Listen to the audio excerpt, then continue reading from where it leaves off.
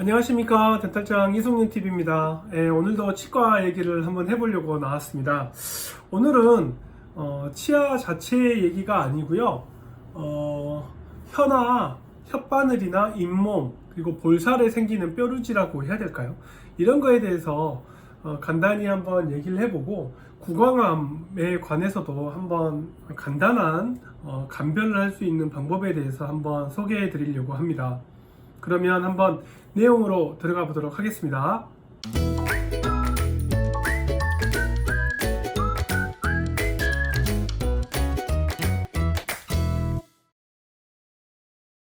네, 치과는 여러 개의 과가 있는데요. 그 중에서도 구강내과라 그래가지고 구강내에 턱관절이라든지 구강내 점막 질환을 전문적으로 보는 과가 있습니다. 여러분들도 스트레스를 받거나 바이오리듬이 좀 깨지는, 잠을 좀 많이 못 주무셨다거나 이런 경우에 구강내에 뭐가 좀 낫는 경우를 많이 경험을 해 보셨을 텐데, 그 병에 대해서 한번 간단히 한번 설명도 한번 드려보고, 구강암의 환자들도 저 같은 경우에 제가 20년간 한 5케이스 정도 봤는데요. 구강암 질환에 관해서도 한번 간단히 살펴보도록 하겠습니다. 첫 번째는 혈종입니다. 혈종이라 그래가지고 많이들 보셨을 텐데, 날카로운 음식을, 날카롭거나 좀 딱딱한 음식이라고 해야 될까요?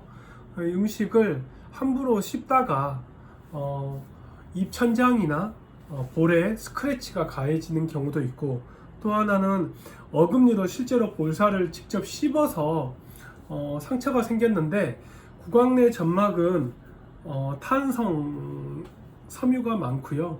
또 은근히 상처가 잘 터지지 않는데 반해서 구강 점막 하부에는 혈관이 많기 때문에 지금 보시다시피 이렇게 빨갛게 검게 되어 있는 게 뭐냐면, 구강내 점막 하부는 잇몸 점막이 눌려서 상처가 났는데 표면에 그 점막의 막은 터지지가 않아서 안에 이렇게 혈액이 맺혀 있는 경우입니다. 그리고 뭐 이런 경우는 입천장에도 비스켓이라든지 좀 거친 음식을 함부로 삼키다가 목구멍도 스크래치가 생겨서 이런 경우도 많이 생기고요. 최근에는 정말 큰 혈종 환자를 봤는데요. 정말 제가 지금까지 본 환자 중에 제일 큰 건데, 거의 한 4cm, 5cm나 되는, 여기 안에가 점막이 터지진 않았고 볼살을 너무 세게 씹어가지고 안에서 피가 엄청나게 많이 났는데, 점막은 터지지가 않다 보니까 혈액이 이렇게 크게 많이 맺혀 있는 경우도 있었습니다. 보통 이런 경우에는 시간이 지나면 혈액 성분은 저절로 흡수되기도 하고요. 또 터트리면 저절로 혈액이 나오면서 저절로 상처가 아물기도 하니까 그렇게 크게 걱정하지는 않아도 됩니다. 제가 본 케이스 중에 가장 좀 컸던 경우고요. 그 다음에 이제 여러분들이 가장 많이 경험을 하게 되는 게 혓바늘이라 그러죠. 재발성 아프타성 궤양이라 그래가지고 이렇게 혓바늘 같은 게 많이 생기는데요. 이런 것도 있고, 또 하나가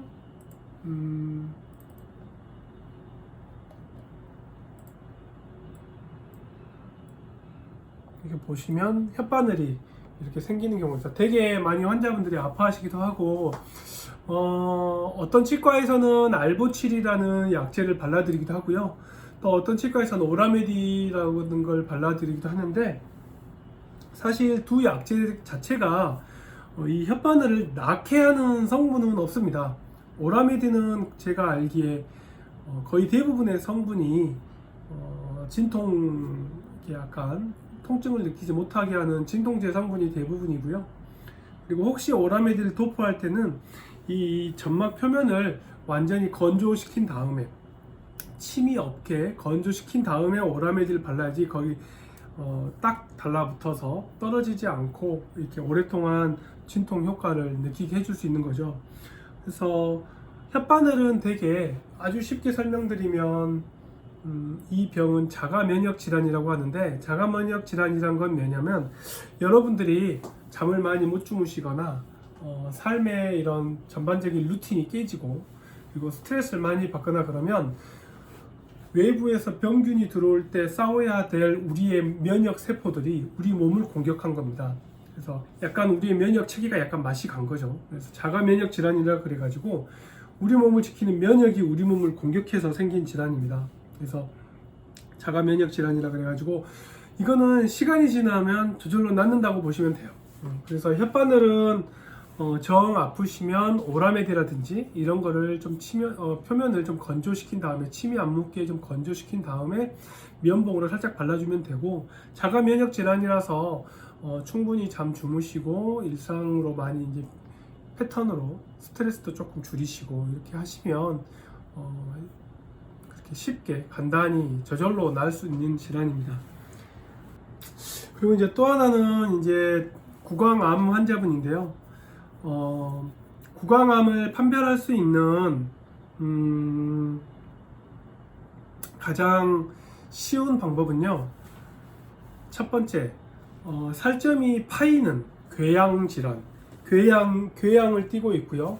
그리고 통증이 있습니다. 통증이 있고 궤양이 있고, 무엇보다도 가장 중요한 거는요, 2주 동안 해당 질환의 이 병소가 낫지 않고 나을 기미 없이 2주 이상 지속이 되면 꼭 가까운 치과나 대학병원에 가서 검사를 받아보시는 게 좋습니다.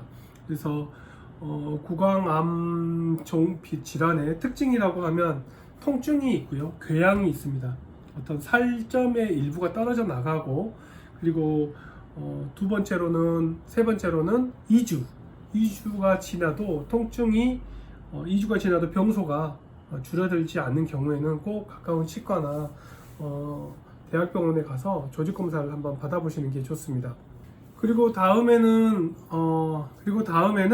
그 허피스라 그래가지고 우리 피곤하거나 또 잠을 못 주무시면 입술 꼬리 주변이나 이런데 수포처럼 생기는 바이러스 질환이 있죠. 허피스는 보통 부모나 지인의 그 키스라든지 이런 그 타액 교환에 의해서 바이러스가 몸에 들어오게 되고, 이 바이러스가 신경절에 살고 있다가 우리 몸의 면역이 떨어지거나, 특히 잠을 많이 못 주무시거나 그렇게 면역이 떨어진 경우에 허피스 바이러스가 잠복기에서 다시 활성화가 되면서 이런 입술 꼬리에 허피스가 생기기도 하는데요. 허피스 같은 경우도 역시 저절로 시간이 지나면 낫게 되고, 저 같은 경우도 가끔씩 피곤함이 생기긴 하는데, 허피스가 생기는 분들에게 꼭 권하고 싶은 게, 되게 입술 바깥에 이렇게 수포처럼 생기니까 되게 보기 안 좋은데요. 저 같은 경우는 그 허피스 그 아시클로브라는 연고도 있지만, 아시클로브라는 약도 있거든요. 타블렛으로 된 알약이 있는데, 저는 알약을 평소에 피부과에서 가지고 있다가 허피스가 생기기 한 반나절 전부터 좀 아프고 좀 그런 느낌이 있거든요. 그래서 그럴 경우에 반나절 초반에, 수포가 생기긴 초반에 아시클로브라는 항바이러스 제제 약을 먹게 되면 조금 허피스를 조기에 차단할 수 있는 도움이 됩니다. 오늘은 간만에 혈종이라든지 그리고 혓바늘, 그리고 구강암, 허피스라는 간단한 구강 내에서 자주 생기는 그 질환에 관해서 설명을 드렸습니다. 여러분들한테 도움이 많이 되셨길 바라고요. 궁금한 점은 댓글로 많이 올려주십시오. 그러면 저는 이만 물러가도록 하겠습니다. 구독, 좋아요 부탁드리고요. 다음 시간에 뵙겠습니다. 여러분 안녕.